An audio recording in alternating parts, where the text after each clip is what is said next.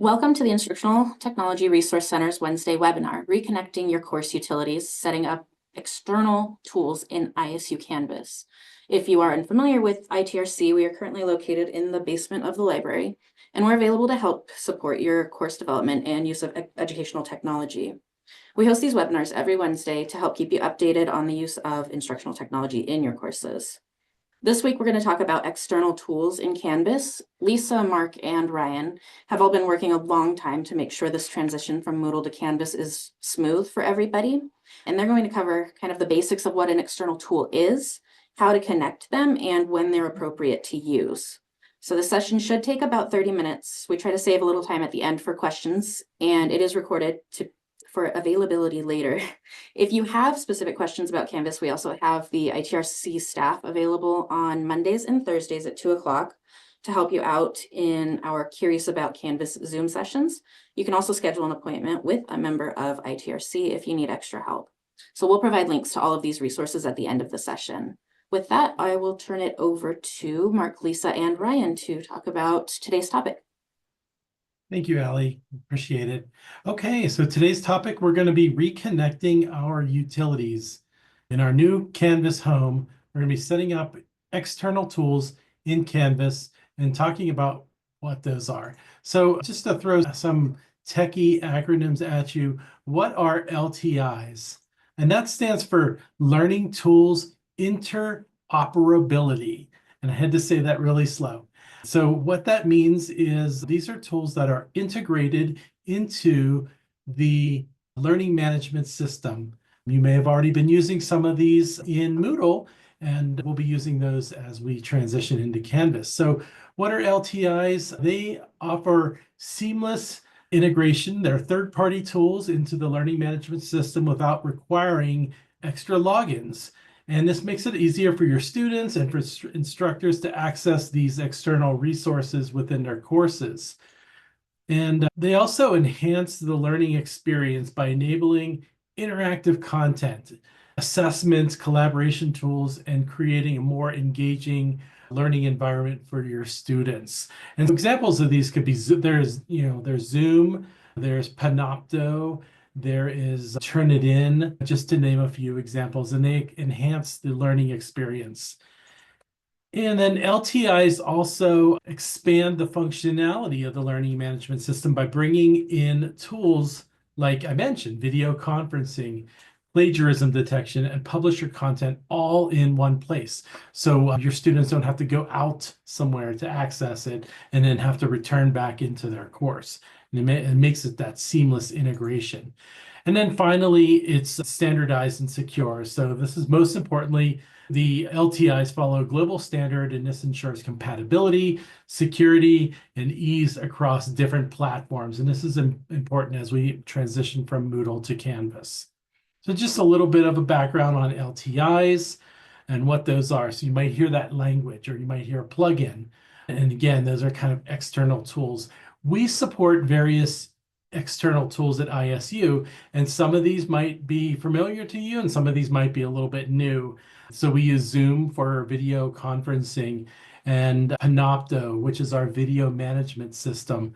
So if you're looking to save up some storage on your courses, you can pull your videos off of the course and upload them into Panopto, which links it back into the course, but it saves you some space.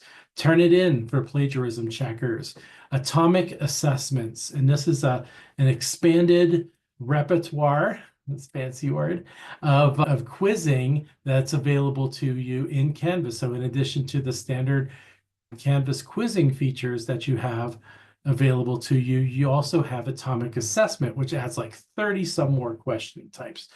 Proctor Free and Proctor U are online proctoring services. So if you have concerns about academic integrity, if you have concerns about students doing things during exams that they're not supposed to be, you might be interested in online proctoring. So those are just some of the apps that we do support. The benefits of using ISU supported apps is that they're vetted by the university. We've vetted them. We've determined, hey, this is the vendor that we want to go to for proctoring. This is the vendor we want to use for video conferencing. They've already been vetted. You might already be familiar with those. They're reliable and they don't have any additional cost because the university has budgeted for those applications and they're readily available. They're already in the learning management system. You don't have to worry about that. However, you might encounter something that you want to add to your course that is not supported by ISU. That doesn't mean that you can't have it. It just means that you might want to consider some additional things. And so now we're talking about the realm of like publisher materials or just other external tools that are not supported by the university. So consider what you might need and then what result you're looking for. And just know that might cost extra and it might require a university review. So there's a process that takes about 4 weeks and acceptance isn't guaranteed. So just know that if you're looking to integrate some external tools that are not supported by the university, you might want to give it some time and some additional consideration, but it doesn't mean that it's impossible. Now I'm going to talk about how to integrate those into your course. So how do you go in and set and reconnect your LTIs or your external tools? Let me go ahead and play this video. And I think you have to click the next button. I don't think, oh, sorry. There we go. Okay, so this is your Canvas course, and this is your assignment. And so if you click on those 3 little dots and go into Edit Your Assignment, under the More options, you will scroll down to a section called Submission Type, External Tools. This is going a little fast. And then find your external tool in there. And you might have to scroll down to find it. And in this case, we found our publisher material top hat. And then you would just select that as your external tool that you want to add. And then we're going to go under the assignments. This is for Turnitin. So I'm just going to pause it. Turnitin has a different one. It goes through the assignments. So if you click on those 3 little dots, it'll take you into where you find Turnitin. And then that'll take you into the service. You might have to agree to the license, set up your assignment through that plugin. So I hope you caught that. That went along a little too fast. So if you have any questions, just give us a call and we'll stop that. Okay, move on to the next. There we go. So now that we've talked about what LTIs are, which ones are supported at the university, and how to get those into your course, let's talk a little bit about the best practices, the pedagogical best practices behind using LTIs. And so these are aligned with the QM standards. And in terms of the QM standards, we're particularly looking at the ones that are under Quality Matters Standard 6, which pertains to external tools. And when using LTIs, it's important to align them with the learning objectives and to ensure accessibility, foster engagement, and provide support. And these 2 standards, 6.1 and 6.2, refer directly to what we're talking about today. So first, you want to choose tools that directly support your course objectives and avoid technology just for the novelty sake of it, but make sure that they do the things that you want it to do to meet the goals of your course. Students should understand how these tools enhance the learning, and that is QM Standard 6.1.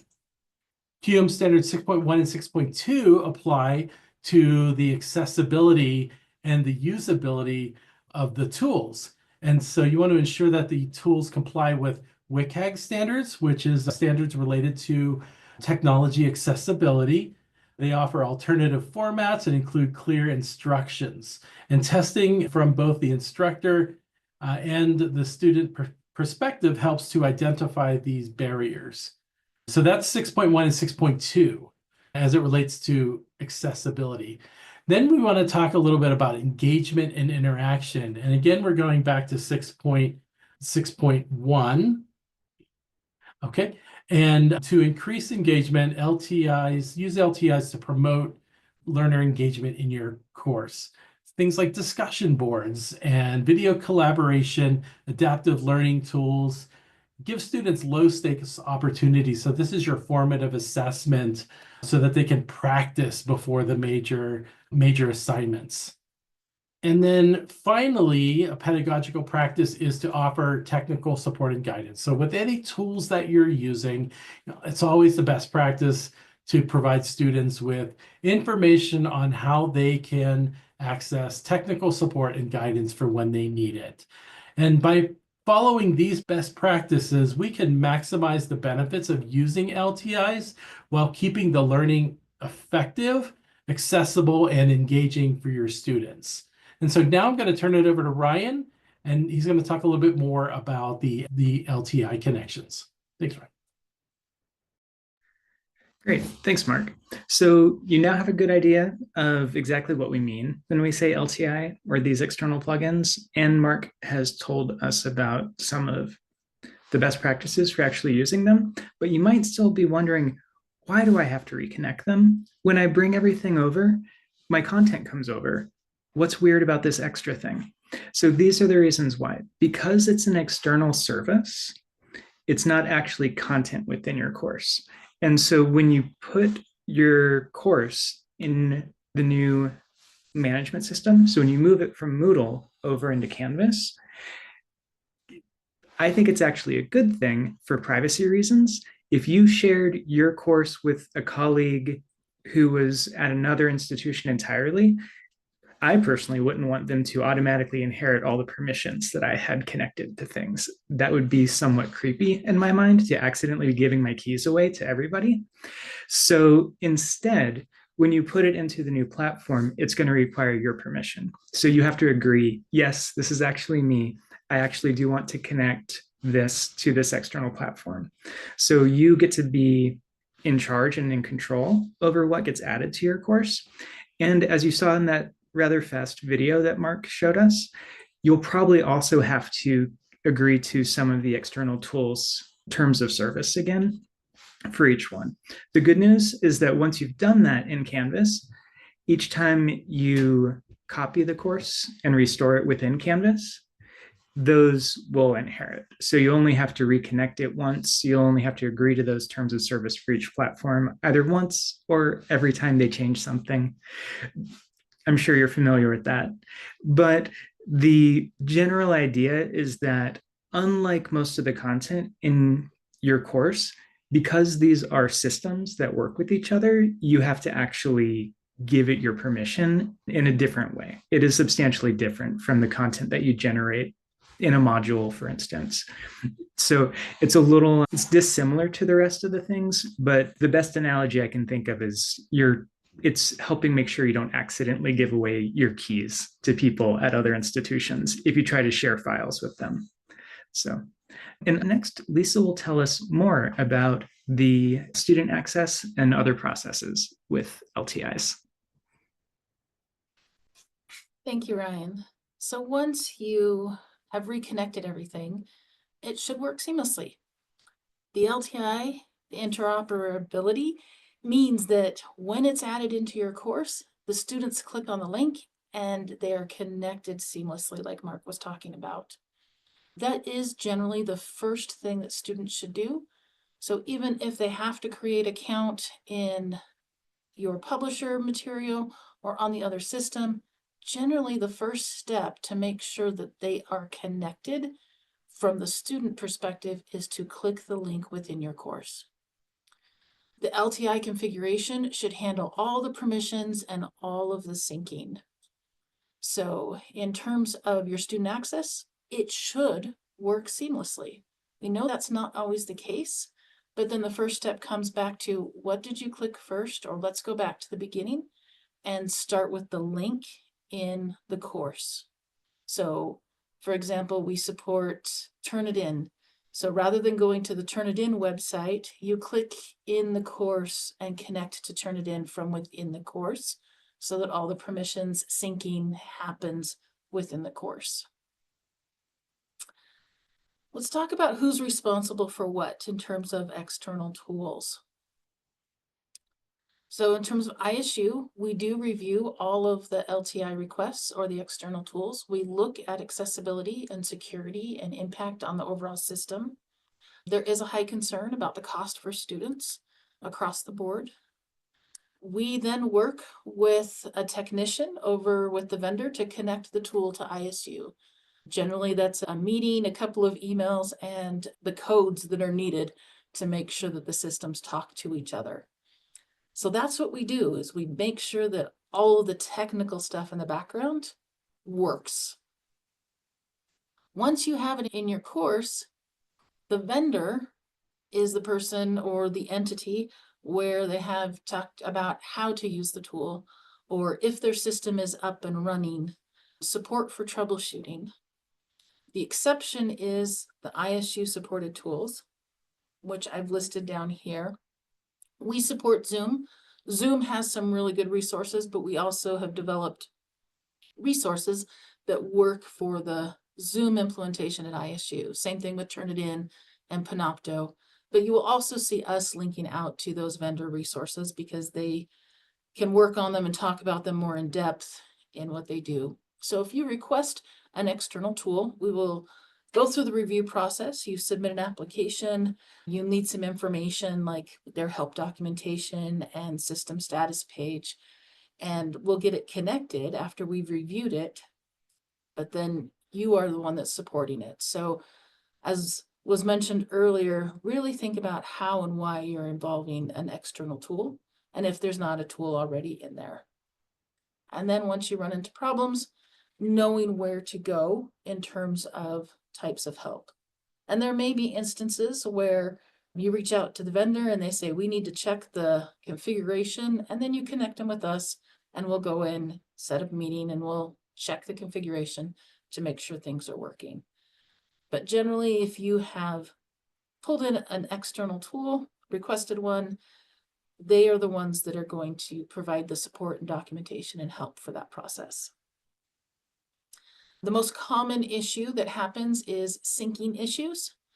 So, the grades aren't syncing, or I'm not seeing this. Your first step is to check the system status page.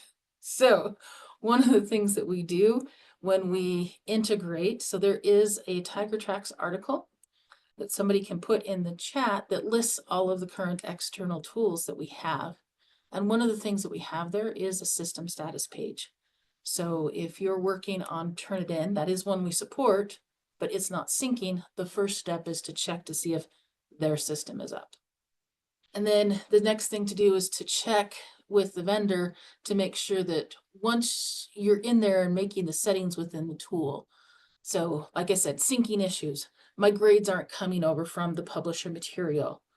Well, let's look at the settings in your course, and here's the checkbox or the drop-down menu that says enable grade sync. And so let's turn that on, and the vendor can help with that. So those are kind of your first steps in syncing with that. Generally speaking, in terms of ISU, Canvas, we don't have a lot of control over those syncing issues unless it's in the configuration. So if you've been able to set it up, the configuration is there, and then it's usually system status or checking with the vendor to make sure that the settings in your course in Canvas are set up correctly. And sometimes you do have to do something in the vendor tool as well. So to make sure that's all set up. I hope you learned a lot about how to use those external tools in Canvas to ensure success for both you and your students. We have many resources available to help ease this transition. The TigerTracks articles are by subject and can help with specific questions. You can also look through our archive of previous webinars, which can be found on YouTube. There's a link there. And we will also on our page show what we're going to be covering next week as well, so you can decide if that one will be worth your time to join us again. If you feel like you need extra support, any member of the ITRC would be happy to work with you one-on-one by appointment, or you can join that Curious About Canvas on Mondays and Thursdays for kind of an open forum conversation with your questions. So thank you so much for your time today. We're excited about this transition and look forward to hearing how we can make it as easy as possible for you. Thank you so much. Have a good day.